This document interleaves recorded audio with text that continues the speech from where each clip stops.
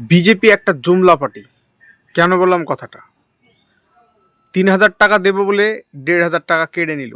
৩,০০০ টাকা দেওয়ার কোনো নাম নেই।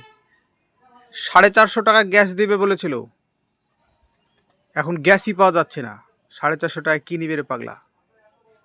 পেট্রোল ডিজেলের দাম মমতা সরকার যা ট্যাক্স নেয় তার থেকে কম ট্যাক্স নিবে বলেছিল। যখন ছিল পেট্রোলের দাম ১০৭ টাকা, এখন বেড়ে হয়ে গেছে ১১৪ টাকা ৭৮ পয়সা কি ৯৮ পয়সা, কম বেশি ১১৫ টাকা।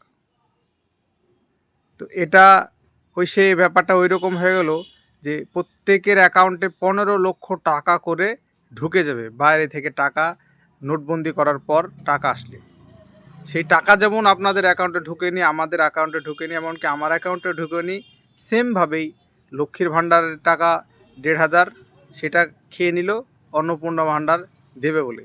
মানে ৩,০০০ টাকায় আসায় আমরা ১,৫০০ টাকা হারালাম।